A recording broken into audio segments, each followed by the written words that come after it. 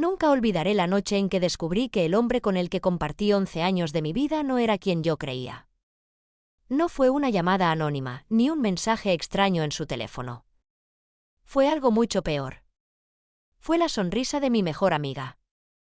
Esa sonrisa que, en ese momento, entendí que escondía algo más que cariño. Yo soy Laura. Tengo 34 años. Llevaba casada con Marcos desde los 23, y juntos habíamos construido lo que yo pensaba era un matrimonio sólido, lleno de complicidad, confianza y amor. Siempre nos decían que éramos la pareja perfecta. Y tal vez por eso nunca imaginé que algo tan oscuro podía crecer entre nosotros sin que yo lo notara. Todo empezó hace unos meses, cuando mi mejor amiga, Clara, empezó a visitarnos con más frecuencia. Ella había terminado una relación complicada y yo, como buena amiga, le ofrecí apoyo. Venía a cenar con nosotros, a veces se quedaba hasta tarde, riendo, bebiendo vino, recordando viejos tiempos. Al principio me hacía feliz tenerla cerca. Marcos también parecía disfrutar de su compañía y eso me parecía bonito. Pero poco a poco empecé a notar algo distinto. Era una forma sutil en la que él la miraba. O como su tono cambiaba cuando le hablaba a ella, más relajado, más cálido. Un día, mientras servía la cena, noté que él se reía de una broma que yo no había oído. Me miré en el reflejo del horno y vi cómo Clara lo miraba. Fue una mirada rápida, pero cargada de algo que no supe describir. En ese momento me dije que estaba imaginando cosas, que era imposible, que eran dos personas que yo amaba y confiaba. Pero los detalles empezaron a acumularse. Marcos, que antes no usaba el móvil durante las comidas, ahora lo revisaba constantemente. Lo mantenía boca abajo sobre la mesa. Cuando sonaba un mensaje, se alejaba para leerlo. Y lo peor era su explicación, es del trabajo, amor, nada importante. Clara, por su parte, empezó a comportarse de forma extraña. Me preguntaba más de lo habitual por los horarios de Marcos, si él estaba en casa o si viajaba. Una vez incluso me dijo, «Tienes mucha suerte, Laurita, ojalá algún día encuentre a alguien como él». En ese momento no lo noté, pero ahora sé que había algo de veneno en esas palabras. Intenté ignorarlo. Me repetía que la confianza era la base de todo matrimonio. Pero la semilla de la duda ya estaba plantada y crecía cada día un poco más. Hasta que una noche, mientras Marcos se duchaba, su teléfono vibró. No suelo revisar su móvil, pero esa vez no pude evitarlo. Vi una notificación de mensaje y el nombre que apareció me dejó helada, Clara. Sentí como el aire se escapaba de mis pulmones. Mis manos temblaban. No quise abrirlo, pero lo hice. Y lo que leí me rompió en 1000 pedazos. Te extraño. No soporto fingir cuando estoy con ella. Mi mente se quedó en blanco. No supe si gritar, llorar o romper el teléfono. Cerré los ojos, intentando convencerme de que no era lo que parecía. Pero justo en ese momento, él salió del baño, con una toalla en la cintura y esa expresión relajada que tanto me gustaba. Me vio con el teléfono en la mano y su rostro cambió. El silencio fue insoportable. «¿Qué estás haciendo, Laura?», preguntó con voz tensa. «¿Podrías explicarme esto?», dije, mostrándole la pantalla. Por un segundo, lo vi dudar. Luego bajó la mirada. No negó nada. No dijo que era una broma, ni un malentendido. Solo se sentó en la cama y se tapó la cara con las manos. «No era mi intención», susurró. Esa frase fue peor que una confesión directa. No era su intención. ¿Qué significaba eso? ¿Que se había dado, simplemente? ¿Que lo nuestro valía menos que un impulso? No grité. No lloré. No aún. Me quedé quieta, mirándolo, esperando una explicación que no llegó. Al final, me levanté, tomé mis llaves y salí de casa. Conduje sin rumbo, sin pensar. Terminé estacionada frente al mar, con el corazón hecho trizas. Durante los días siguientes, no hablé con ninguno de los dos. Clara me escribía, fingiendo preocupación, «¿Todo bien, amiga? Hace días que no sé de ti». No respondí. Hasta que un día decidí hacer algo que jamás pensé que haría, ponerlos a prueba. Planeé un test de fidelidad, pero no el típico. Iba a dejarles la oportunidad de demostrar, por sí mismos, quiénes eran realmente. Les hice creer que iba a viajar por trabajo unos días. Les conté la misma historia a ambos. Y luego, desde el coche, vi cómo Clara entraba en mi casa apenas una hora después de que yo me fuera. No recuerdo haber sentido tanto frío en mi vida como aquel día, a pesar de que el sol brillaba y el cielo estaba despejado. Estaba dentro de mi coche, a unos metros de la casa que compartí con Marcos durante más de una década, observando cómo Clara aparcaba frente a la puerta con una naturalidad que me heló la sangre. Ella llevaba un vestido sencillo, de esos que solía ponerse cuando quería verse casual pero perfecta. Bajó del coche, se miró en el espejo, se retocó el labial, el mismo tono que una vez me pidió prestado diciendo que le encantaba cómo me quedaba, y caminó hacia la puerta. No dudó ni un segundo. Tocó el timbre. Y lo que más me partió fue que él abrió casi al instante. Su sonrisa fue distinta, una sonrisa nerviosa, culpable, pero aún así, sonriente. Ella le acarició el brazo y entró como si fuera su casa. Yo sentí que algo dentro de mí se rompía definitivamente. Me quedé ahí, inmóvil, observando cómo la puerta se cerraba. Mi primera reacción fue correr, irrumpir, gritar, pero algo me detuvo. No sé si fue orgullo o necesidad de saber toda la verdad. No quería una duda más. Quería pruebas, hechos, una historia completa. Así que esperé. Durante 2 horas estuve ahí, mirando cómo las cortinas de la sala se movían con el viento, imaginando cada palabra, cada gesto dentro de esa casa. Pensé en todo lo que habíamos vivido juntos, los cumpleaños, los viajes, las promesas, las noches en las que creí que su te amo era sincero. Y entonces, cuando la puerta volvió a abrirse, los vi salir juntos. Él la abrazó. Ella rió. Y luego, se besaron. No un beso rápido o impulsivo. No un beso lento, profundo, de esos que nacen de algo que lleva tiempo gestándose. Ahí lo supe. No era un error. Era una traición completa, consciente, sostenida. 2 personas a las que les di todo, conspirando a espaldas mías. Conduje hasta la esquina más cercana y estacioné, porque sentía que iba a desmayarme. Lloré tanto que apenas podía ver. Cuando por fin respiré, mi mente se llenó de un único pensamiento: ¿por qué? No buscaba venganza, al menos no en ese momento. Solo necesitaba entender. Esa noche no dormí. Y al día siguiente, fingí que nada había pasado.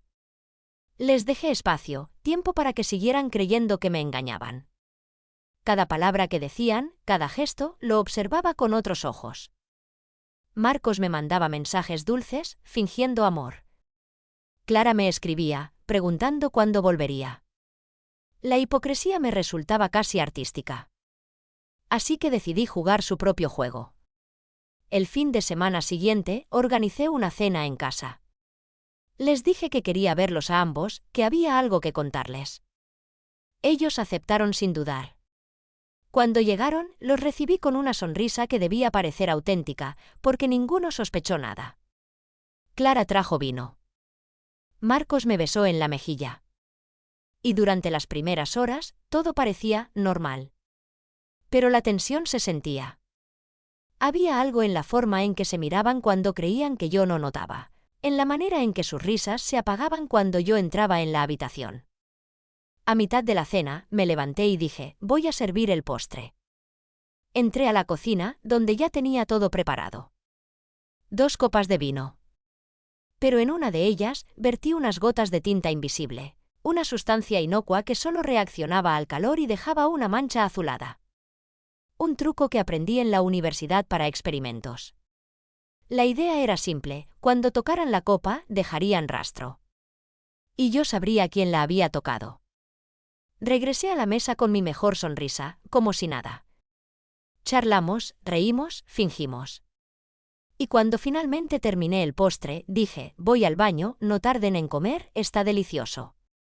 Me alejé y esperé unos minutos en silencio, detrás de la puerta del pasillo. Escuché susurros. Risas ahogadas. Un silencio. Luego, el ruido de una copa. Mi corazón latía tan fuerte que me dolía. Regresé como si nada. Ellos se sobresaltaron. Marcos tenía esa mirada que ya me resultaba imposible de amar. Seguimos la velada con una tensión cortante hasta que se marcharon. Esa misma noche, cuando me quedé sola, encendí una lámpara y busqué las huellas. Solo una copa tenía la marca azul. La de Clara. La que Marcos había tomado. Era la prueba definitiva. Al día siguiente no fui al trabajo. Pasé la mañana escribiendo una carta. No una carta de amor ni de despedida, sino una historia. Detallada, cronológica, con cada mentira que había descubierto, cada gesto, cada evidencia. La imprimí, la guardé en un sobre y la dejé en la cama, junto a una nota. Lee esto y mírame a los ojos cuando termines. Cuando Marcos llegó del trabajo, me encontró sentada en el salón, tranquila. Leyó la carta en silencio. Y al terminar, levantó la cabeza. Estaba pálido. Laura, por favor, empezó a decir. No, Marcos, lo interrumpí. No me digas que lo sientes. No quiero disculpas. Quiero que me digas por qué. Él respiró hondo. Se pasó las manos por la cara. Y lo que dijo después me dejó helada. Porque contigo todo era real. Y con ella todo era fácil. Esa frase me atravesó. No supe si reír o gritar. Me quedé quieta, sintiendo como cada palabra me desarmaba. ¿Fácil? Repetí. 11 años de mi vida, ¿y eso es lo que te pesa? ¿Que no era fácil? Tú siempre esperabas más de mí, Laura. Querías que fuera alguien mejor. Con Clara no tengo que fingir. Ella acepta mis errores, mis miedos. No podía creerlo. Así que me reí. Me reí con un dolor que me quemaba por dentro. Claro. Ella no espera nada porque no tiene nada que perder. Pero tú acabas de perderlo todo. Me levanté y lo miré por última vez. Le entregué una caja con sus cosas, sus cartas, sus recuerdos. Te vas mañana, le dije. Pero antes de irte, quiero que sepas una cosa, no fuiste el único que mintió. Su rostro cambió. ¿Qué? Sí. Respiré hondo. Hace meses que sabía de ustedes. Y no solo los observé. Los grabé. Tengo todo, Marcos. Todo. Él palideció. ¿Qué hiciste? Solo devolví un poco de lo que me diste. Verás, cuando uno ama, confía. Pero cuando te rompen, aprendes. Me acerqué, le entregué una memoria USB y dije, aquí está tu facilidad. Llévatela contigo. Y reza para que Clara no descubra lo que tú también escondías. Él se quedó paralizado. Porque sí, había algo más.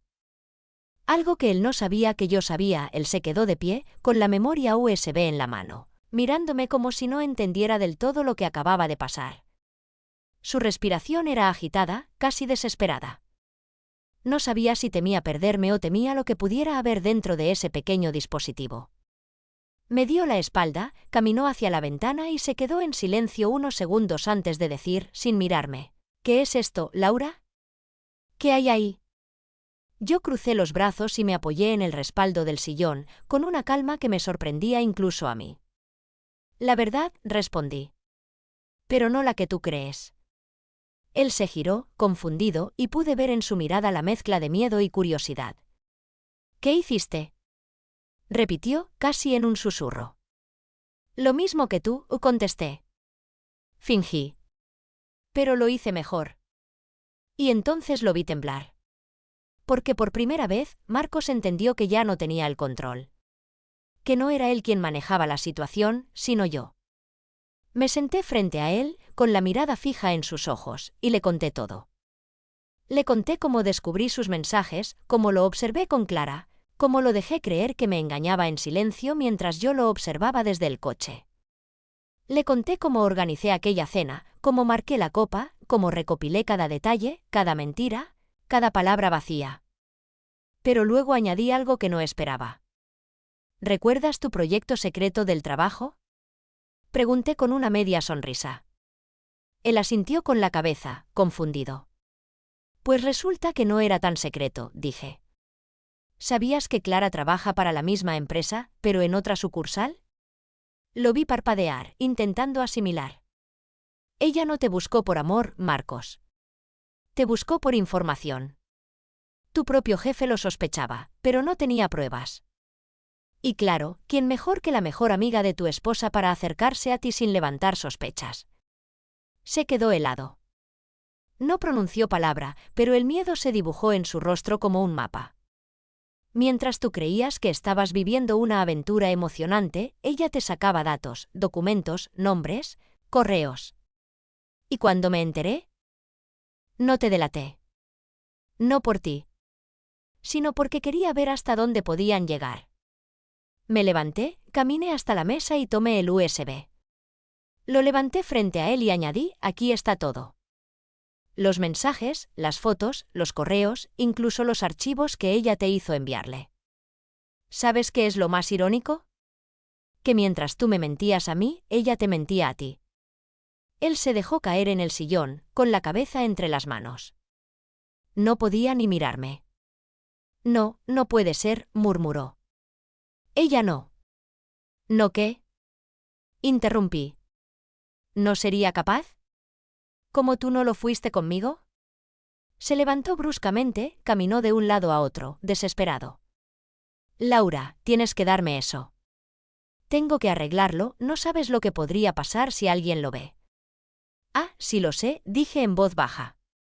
Y créeme, no tengo intención de usarlo. Pero tú vas a dejar esta casa. Vas a firmar el divorcio. Y vas a hacerlo sin un solo escándalo. Porque si no, esto verá la luz. Él levantó la mirada, derrotado. ¿Y Clara? Preguntó. Sonreí con amargura. Clara ya tiene lo que merece. Lo que él no sabía era que esa misma mañana había recibido una llamada de recursos humanos de su empresa. Después de reunir mis pruebas, se las había enviado anónimamente. Clara fue despedida por filtrar información confidencial. No me alegré.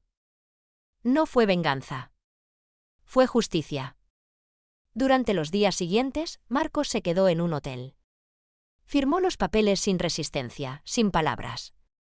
Cada noche me llegaban mensajes de él, algunos pidiendo perdón, otros rogando una segunda oportunidad. Nunca respondí. Pero la historia no terminó ahí. Unas semanas después, cuando creí que todo había quedado atrás, recibí un sobre en el buzón. No tenía remitente. Dentro, una carta escrita a mano. Reconocí la letra al instante. Era de Clara. Laura, no te imaginas lo que hiciste. Pensaste que me destruiste, pero en realidad me liberaste. Marcos no fue más que una pieza en un juego mucho más grande, y tú, sin saberlo, te convertiste en parte del tablero.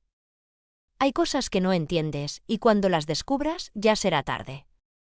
C. Sentí un escalofrío recorrerme la espalda. La carta no era una amenaza directa, pero tenía algo inquietante. No podía dejar de pensar qué significaban esas palabras. Un juego más grande. ¿Qué quería decir con eso? Pasaron días, y empecé a notar cosas extrañas. Mi correo electrónico se llenó de mensajes sin remitente, con frases cortas, ¿durmiendo bien? Bonito vestido el de hoy, nos vemos pronto. Pensé que era Marcos intentando manipularme otra vez, pero él había dejado la ciudad y, según su hermana, estaba viviendo con un primo en otra provincia. Una noche, escuché un golpe en la ventana. Fui a mirar, pero no había nadie. Solo el reflejo de mi propio miedo. Me convencí de que estaba paranoica. Hasta que, unos días después, recibí un paquete pequeño, sin nombre, sin dirección. Dentro había una foto, yo, sentada en mi coche, mirando hacia la casa el día que vi a Clara y Marcos juntos. Esa foto solo podía haberla tomado alguien que sabía exactamente lo que yo hacía. Y ahí lo entendí. Clara nunca fue simplemente una traidora o una amante. Era algo más. Alguien más. Alguien que había estado jugando con todos nosotros desde el principio. Fui a la policía, pero no había delito claro. No podían hacer nada.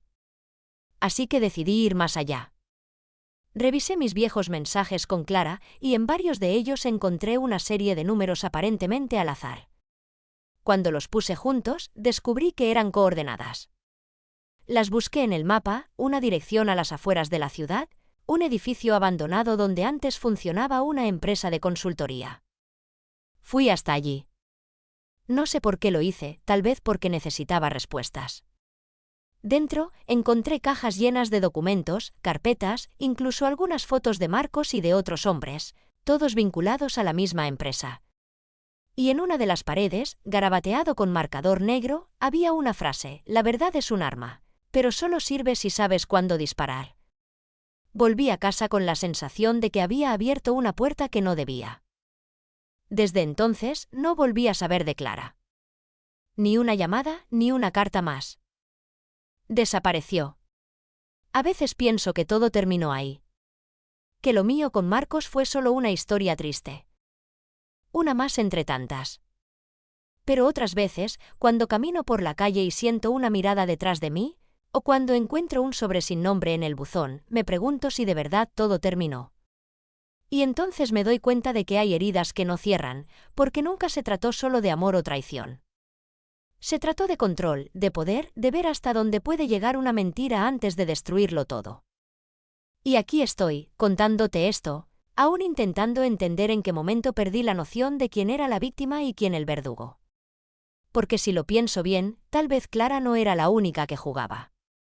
Tal vez yo también lo hice, solo que no me atrevo a admitirlo. Esa noche, después de contar todo esto, me quedé mirando el techo en la oscuridad. El silencio era tan espeso que podía oír mis propios pensamientos, golpeando una y otra vez la misma pregunta: ¿cuándo se rompió todo? Me levanté, abrí la ventana y respiré el aire frío de la madrugada. Por primera vez en meses sentí algo parecido a la paz, aunque dentro de mí seguía latiendo una inquietud. Pasaron semanas. Firmé el divorcio oficialmente, vendí la casa y me mudé a un pequeño apartamento cerca del mar. Empecé de cero. No con la esperanza de olvidar, sino con la necesidad de no volver a repetirme.